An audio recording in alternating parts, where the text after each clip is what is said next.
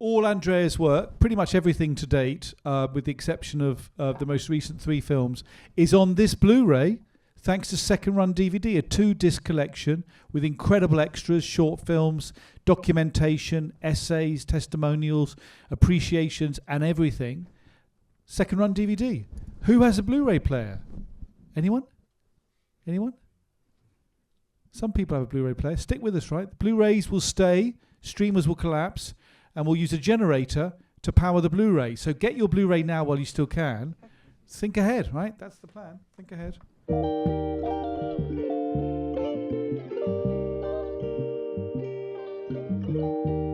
Andrea, it's a huge pleasure to welcome you. What an incredible film. I mean, just staggering. Way too much to talk about, given the time we have, but we can sow the seeds of some of the strategies and some of the approaches. Before we do that, it seems necessary in your case, and very helpful for the audience, I think, to take you back to when you first came to London a while back in the day.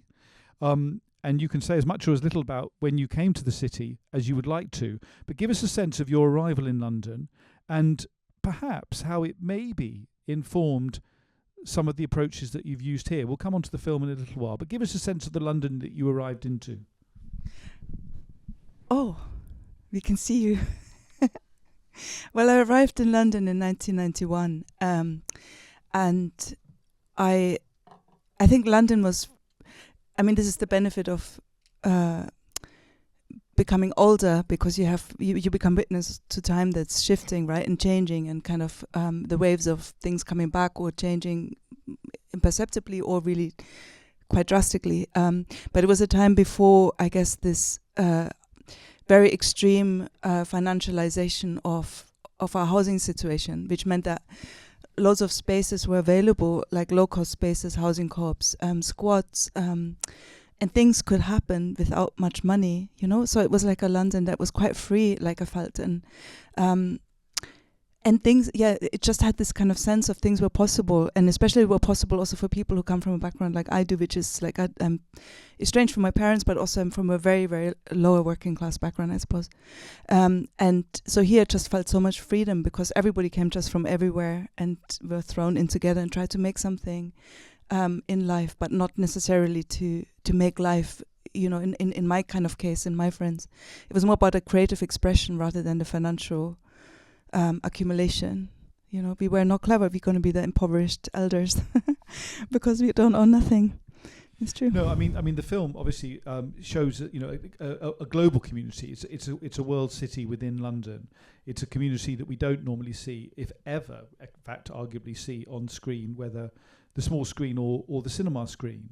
And crucially, of course, it's a city of difference and diversity. It's a city against the vision of somebody like Nigel Farage or Donald Trump. It's a world city that happens to arrive and find its kind of structure within the UK. You move through the 90s into the 2000s, and this film in a way grows out of many of the practices that you developed in your earlier filmmaking, but particularly a film is State of Reverie, where you kind of linked, in ways similar to what you do here, a relationship to place, a very strong relationship to place, and a sense of the people operating with a certain kind of purpose in that place. So could you just give us a sense of how Estate developed, and in a way what kind of lessons it might have taught you about your ongoing practice? I think it's very much to do with world building and with making community, even if it's a temporary community, but it's about making making a space where you feel like you're also welcome in it, even if you're very, very different people, and like spaces of difference are really, I think, important, rather than spaces of kind of the homogeneous and everybody looks the same, everybody believes the same thing. But by that I also mean like places where live and let live, but not on the erasure of another person, right? Like it's kind of there's a lot of respect, I think, involved in. So I made a film called Estate, which took 7 years to make, and it was about a council estate where I lived on, and I still live on, actually. It's just been demolished, and I came back to the rebuilt one, and I lived on it for a long time, and it was constantly under threat of demolition. And I never wanted to make a film really in the place where I lived, but then it became really important to just look with a different kind of, with filmmaker's eyes almost, like, which I detach myself a little bit of the place then which I'm filming, in order to understand and learn to see what is it that is there that won't be there anymore, and what is it that is denied the new kind of language of this new development will be lively, diverse, and vibrant. And it's like, this is exactly what we have. So what is that disjuncture, and how does this kind of perception making work, when actually it's a complete erasure of everything that we see and we know and what could be possible? It's just manufactured equality by the erasure of true equality, right? So I'm interested in these questions, and so out of that 7-year process, about a place that was a porous community, not a community that is also exclusive, which means like a community also says you're in it or you're not in it, right? So it was porous. It was constantly reshifting and reconfiguration of the place, but it became an ensemble. I think this is, I guess, the answer to the question. I like working in ensembles in that way. The same people. In my first films, you can see them pop up, some of the people, into, not like with Godegian's film or something, but like they come, some people follow me throughout my probably filmmaking life, you know. I'm making a new film now, and there are people in it from Estate, there will be, so it's... Thank you. I mean, with Estate of Reverie, it took a number of outcomes. It was an architectural installation, shall we say. It was a book, it was a series of film screenings. It was, you know, a lived experience of being in the estate first and foremost. And as you say, then it became a film partly through necessity, but also through documenting an erasure, but an ongoing endurance and thriving on the part of the population. Now, you know, there are a number of strategies working in that project, and we see a number of strategies working here. You mentioned Robert Guédiguian, the Marseille-based French-Armenian filmmaker. And he's someone, again, who works with an ensemble over many, many years, many, many films, many decades. Incredible film over. If you ever have a chance to see his films, you see the people literally age across decades. Very moving. Yeah, exactly. No, absolutely.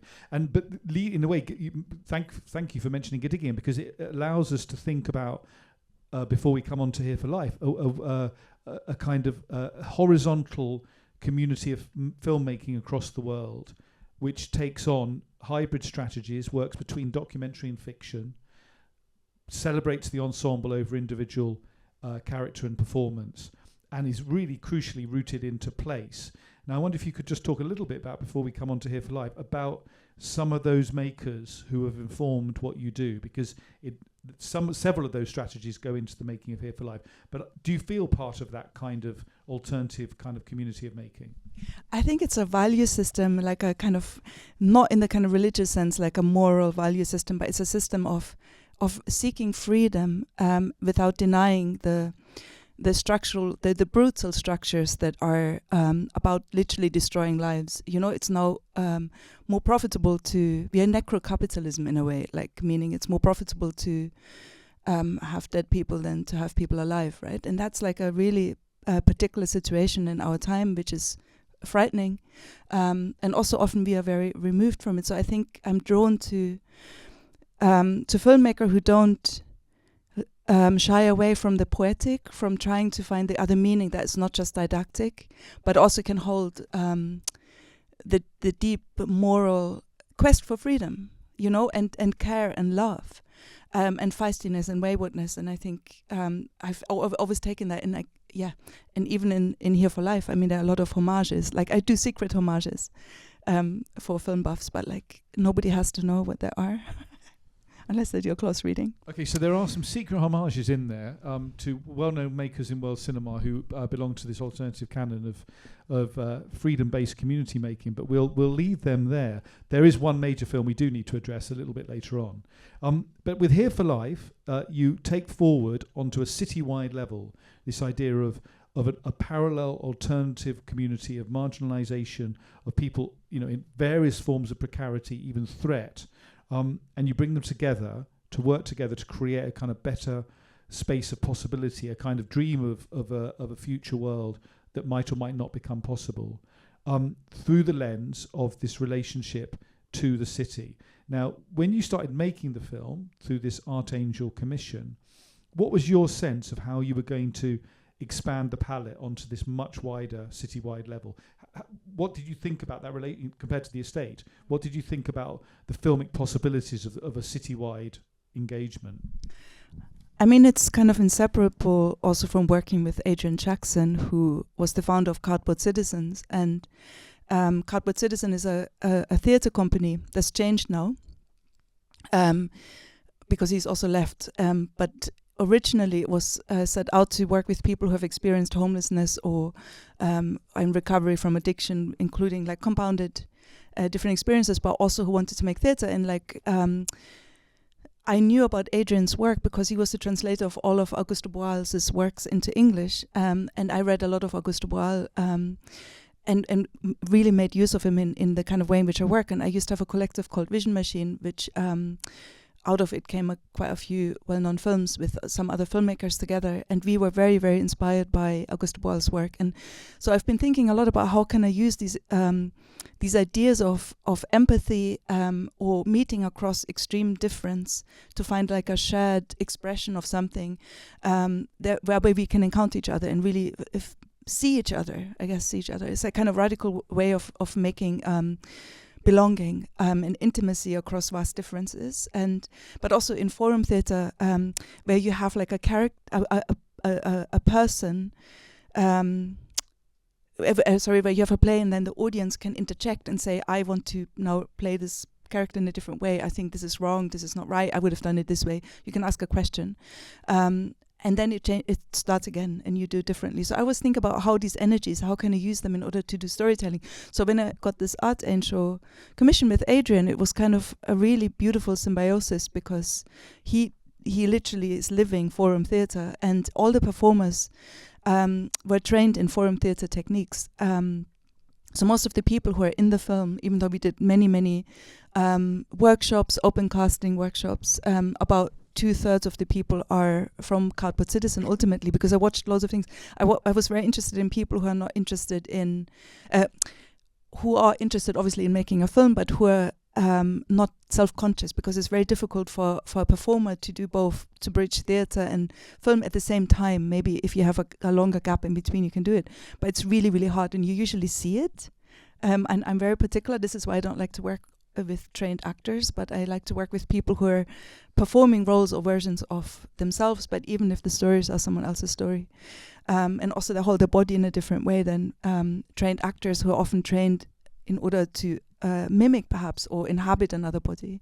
So I like the kind of slippages between where's the self and where's the other starting, and what can we see through all of these things.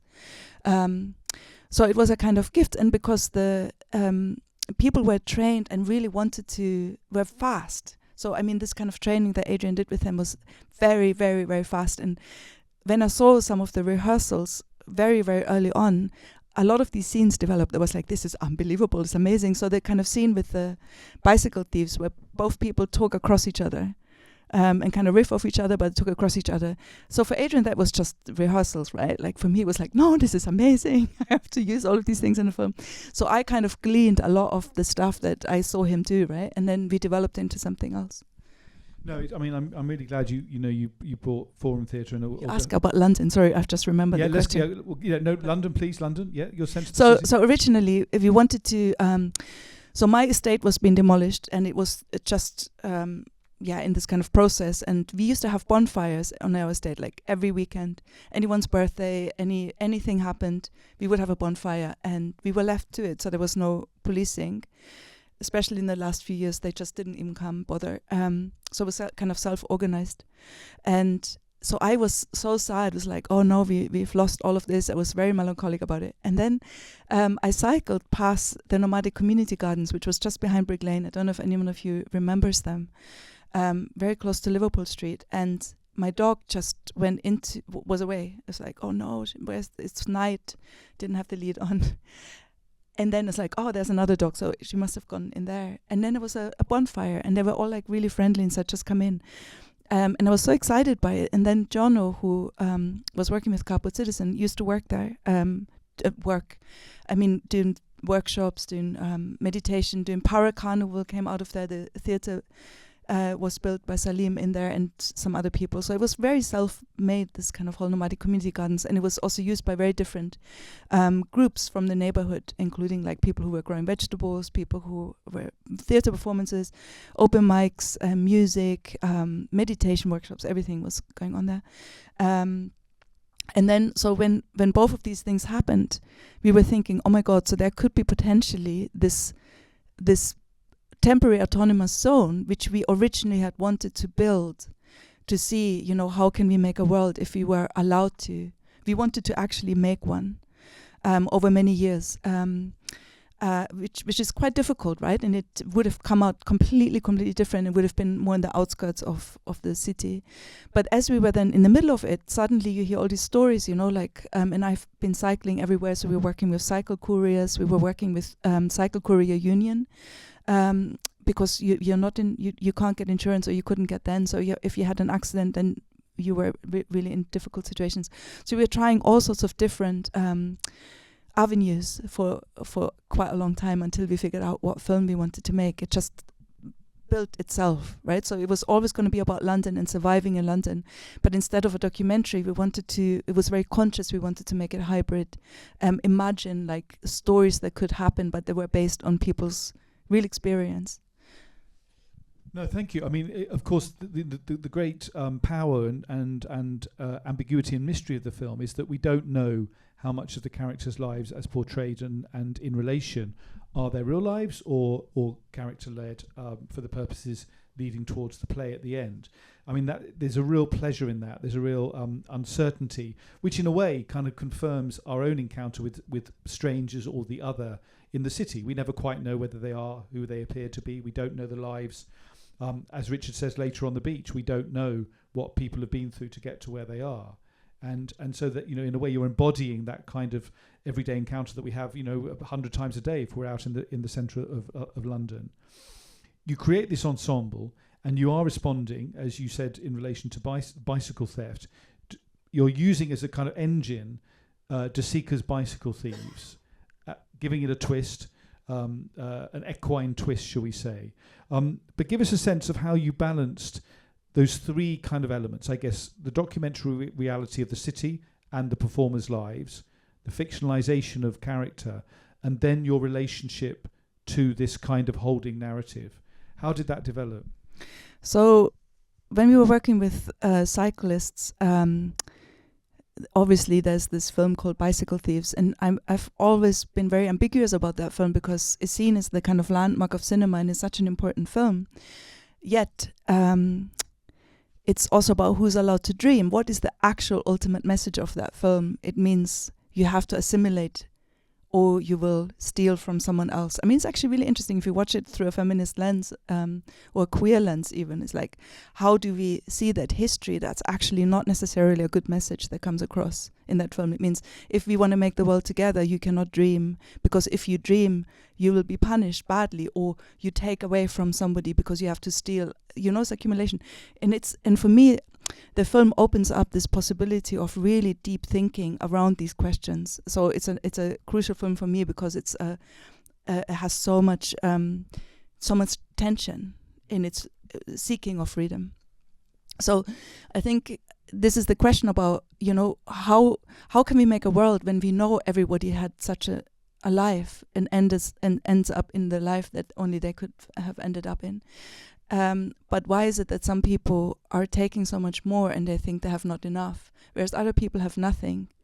And what would it mean to have a different responsibility, or to ask for different things, and to perhaps also redistribute? And how could we do that, right? And would it be socially, politically, culturally, poetically, in any of those ways? And I feel like for me the kind of wayward movement of refusing to be a victim of that system is really important, because it means, you know, the system is brutal and is violent, but people within it survive it, and they're not the victim of the system, even though they're victimized by the system or marginalized by the system, but they do know how to survive, like we know how to survive, right? And I want to kind of make a counter memory, therefore, like to highlight these lives which are constantly in becoming, in becoming like, do we do the right thing? Do we not do the right thing? Or maybe we ask for forgiveness later, right? Let's just do it somehow. And this kind of these thresholds of what does it mean to even fall in love across different age gaps? All of these kind of questions that we hardly ever ask from certain genders, configurations, or we ask them, it's very kind of normalized, like older man, younger woman, whatever. In mainstream, I'm talking about cinema kind of as a mirror to us.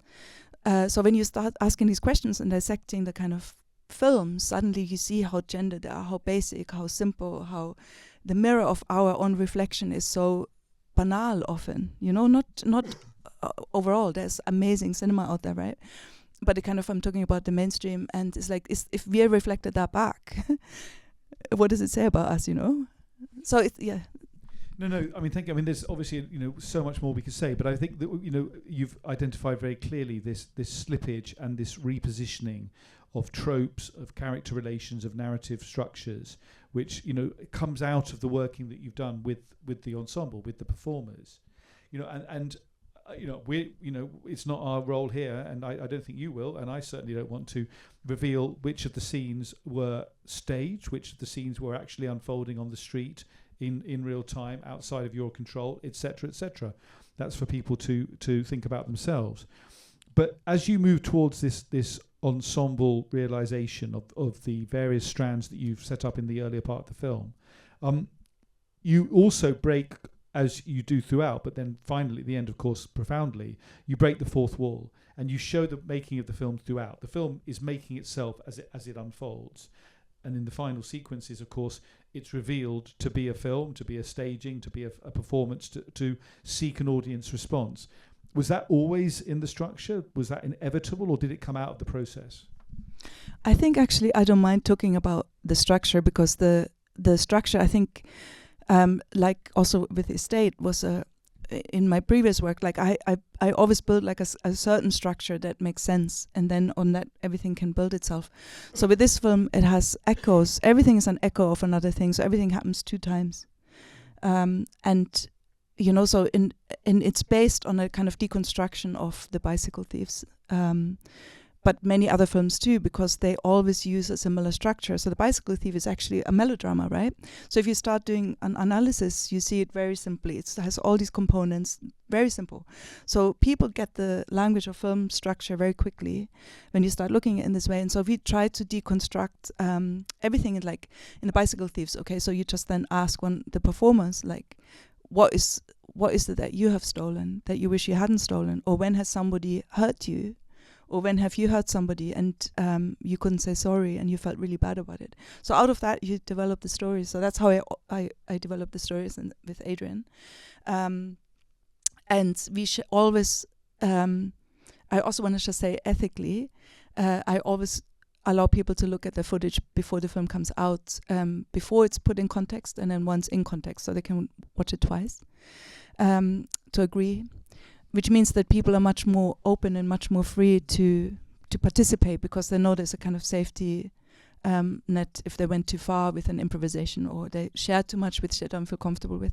But we had this sharing device of stories, and then we started working on people's stories, not everyone's story, but stories that became almost like a conflation of several people's stories. And then only very few of the stories are actually real stories, and I think you can tell when there are. But most of the stories are someone's story originally, but other people's stories a little bit. And then they become a kind of shared story of that we kind of recognize and understand. No, thank you. I mean, there's 2 more strands I just want to identify quickly before we open it out. One is the kind of, let's call it a film poem. There's a language of association, of looking, as I said in the introduction, of looking slant at the city, at the relations.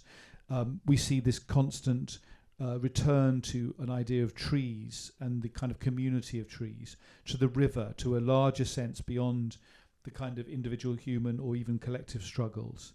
There's also a strand in what appears to be a kind of basement or underground area, which has a very different register, a very different and heightened sound design.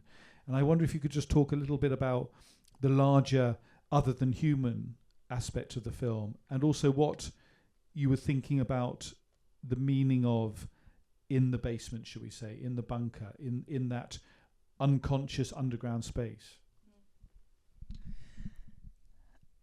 It's the underground was meant to be the whole film at one point. You know, I wanted to make a film that would really just gesture or allude to, which actually then became Wayfaring Stranger, which is my film after, where I use no more speaking. It's kind of interesting. So it's like some of these ideas develop out of something. It was almost like an underscore of like a kind of estrangement, or an underscore. I don't really know, because it's quite intuitive as well. Like, and then it didn't really fit, but it had to be in it, because without it lacked something. So I don't really quite know. Like, it kind of creeped in there, and there it stayed. But originally, like at some point, the whole film was meant to become like this, but then it didn't. But anyway, this is just how it happens. And how about the ecology of the film, should we say? Just to think on that a little bit. Obviously, the canine involvement is absolutely central. Your dog Ella, who is a kind of crucial motif, linking scenes and characters and so on. But again, we're very aware, as I mentioned just now, of the larger environment, the ecology of the city. Was that always, again, part of the intention of the film? Obviously, during filming, you filmed it, but how do you think of the kind of larger environment in that? I think somebody said, like, if you ignore animals and plants, you ignore the majority world. And I think that's kind of stuck with me from my first film. And like, there are always animals, there are always plants, we are in relation to, right? And beauty is also what is not just how we perceive beauty to be, but it also is, you know, and life force, and like blooming and flowers, and even the discarded. But the bird, for example, that little robin, followed us around, and it's out of focus. But I really loved it so much, and I felt like it was also like a sign. Like, I'm quite I feel like if something wants to be in my film, and asks, it can be in it. And that's how I've always worked. I'll find a way to put you in. That goes for people too. And then Ella, of course, is like important, because she's also a dog that was unwanted because of the kind of breed she was. And, you know, she was about to be put down, and then I had her, and then I was chased out of the park because I had a dog like her, and they said a dog like yours shouldn't be in the park. So I was starting to think about, what does it mean to gentrify a neighborhood and imagination, because that was much more recent, because there are new, more pedigree dogs, and maybe dog owners are not so used to other kind of dogs at that time when I had her. So she had to be in it, because she was unwanted, but she was very much wanted. She was just unwanted by this kind of new London. And then it felt also like with people, you know, like we often so readily just say, let's put all the homeless people like somewhere else, yeah? I call them homeless now, even though they should be called unhoused, but let's just put them somewhere else, because on the tube they say, don't give any money to anyone, blah, blah, blah, blah. And we say, yeah, and they even, you know, they just use it to buy cigarettes or drugs or whatever, these kind of tropes and cliches. What does it mean? Why are these people there? Why do people exist? And when they're not there anymore, I think that's when we have to ask the question, why are they? Because they are there. You know, they're just not in this neighborhood because it's policed. And it's also policed by police that don't even look like police anymore. You know, so yeah, in the Olympic Park, for example, the police which will move you on don't look like the police, and they only move you on if you don't look right. So in this film, there are many locations where we're told to move on. So I perfected this kind of way of filming. I was like, okay, we have probably 25 seconds. So it's like, we're going to go in and we do that. And then we were moved on. Many such environments. They were all public-private curated spaces, or whatever they're called. And they have the loudspeakers, yeah? Everywhere, and they say, we see you, we are going to call the police if you don't move on now. And then actually the police did come in Dungeness. And we were filming, and it's good because Adrian is very well-spoken. So I said, you deal with them. And then he was there, and we were doing the scene while we were walking this way. It was very good.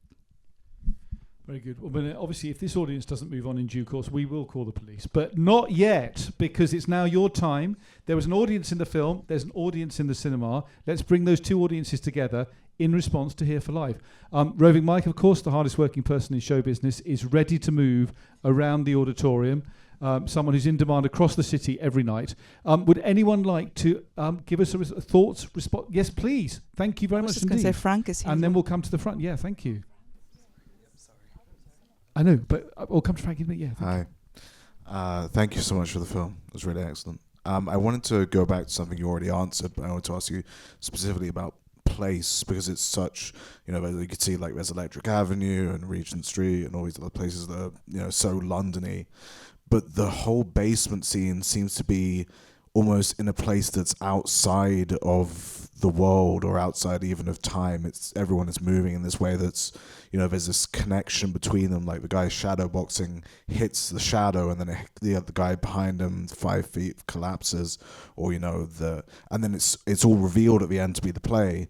But is there something in that dislocation that maybe speaks to the experiences of these people as being moved out of where they belong into another space? That's a very interesting point. And thank you for, I think that's probably also right, intuitively. I just didn't think of that. For me, it was trying to figure out a way of how can I show something that is not direct, but we feel, like, for example, the thing with the hitting, and then somebody else falls behind, but we all get it what it means, right?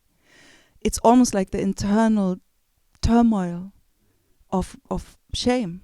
So it's trying to work with these kind of deep emotions of shame, violence, transgression, love, desire, that are hard to do in a real environment, but inside of us they're journeying over and over, No, thank you. It's a really great point. Thank you.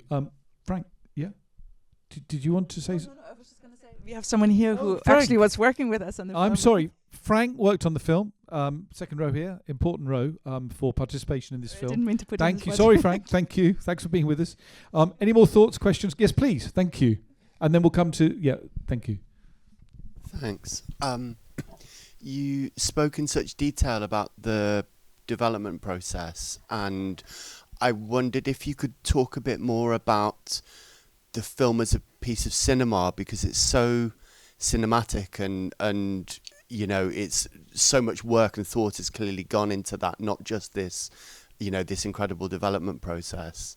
It'd just be nice to hear you talk a bit more about it. Thank you. I love cinema. I think cinema is like an amazing art form where we can communicate something that is hard to put in words, or maybe hard to put in beginning, middle, end, even though it has like this time thing. So for me, like, at some point I knew it was going to be a film, because for a long time we didn't know, is it going to be a play with a live performance? Because it's also hard when you're collaborating with a practitioner across different disciplines. For a long time we didn't know, and am I going to make vignettes that are kind of part of an exhibition or something? But at some point I knew it had to be a film. I felt it, right? And then everything kind of had to work towards making that film in a way as like to show through cinema, through this kind of dreaming, the kind of reverie of lives, to show a kind of collective refusal to be pigeonholed, and to claim kind of a sense of freedom and waywardness, and to actually also engage with a film such as The Bicycle Thieves. Like, even though it's very, very remote in terms of nobody has to know it, but I feel like I wanted to insert these lives into the history of cinema, like through its cinematic forms. I don't really quite know how to answer it, like in a way other than when I feel like I know when a film is made, it's like this question about the underground, like at some point you don't know anymore where it comes from. But there it is, because you prepare and you stuff it all together. But then the editing process, I guess, takes its own life journey. And there's a tension between the kind of realness of memory and the kind of imaginedness of memory, and kind of asking questions of memory too. So I think for me it's also always about memory and like lives and living lives, and how do we look at life, and how can life look back at us? How can cinema also look at us? Not just we look at the lives in there, and like how can we also ask ourselves the questions of what they're raising? So that's the only way I can answer it, right? I don't know. It took me a long time. It took us a long time to edit it. Thank you very much. Yeah, and the question here, please. Yeah, thank you. Hi, thank you. I've been to the community center before, and to me it seems a little bit like a different city already, even though it's not that, far away. I'm quite keen in knowing how do you reflect when you think about this experience of making that film. How do you reflect on that experience, thinking about what the city has become now, if that makes sense? I mean, I think these are difficult questions, because if you come to London now, you experience it in a really different way than if you've lived here for a long time. The thing that I was very, very sad about was that the nomadic community gardens in that area closed, and they closed literally just as COVID started. And it was, people were dependent on it. It was quite, as many things are quite brutal in London and elsewhere. So I feel like to have had the space and experience of such a space in such proximity to the very to the financial district is very, very unique. And I feel like a loss that there are no unregulated spaces in that way of such scale in the inner city. But there are also new ways, there are new spaces, new other stuff is happening just in different ways. So I think we can only kind of answer that for our own selves depending on when we come. I really don't like the financialized hardship that has happened here, because it's so difficult to sustain. Like many people are moving away. Racism's becoming worse. The lies are becoming huge. But it's never been easy. But it's just financially, it's extremely difficult right now, and the polarization is really hard, and we kind of know it. And I find a sadness, because it means that in order to just have a room, you have to have £1,000 a month, and what kind of job do you have? And then you just have a room in a shared house with no living room. Somebody just told me. So it's like it's hard. Whereas when I got my council flat, I remember all these years ago, nobody wanted it. That was a hard to let. It was a different system almost. It was a different time, and everybody took them, gave them away, took them. We fixed them up. I mean, I had a hole in my roof, I had a bucket for 17 years. So it was like in a bad condition, but it was a home, So I don't know, like it's a question I think we should maybe answer the audience too, because I have to retain hope somewhere. Thank you. Yes, please. We've probably got time for one more question there. Thank you. Thank you. I hope this does not seem a trivial question. It's really about the process, and you've told us about a setup where you have to get your shot in quite a covert way. You've told us you've got 25 seconds to get the shot. So perhaps my question relates to a scene like that one, and then also the other one I think of is a scene in the bathroom, and the dog jumps in the bath and it's sort of playing with the water.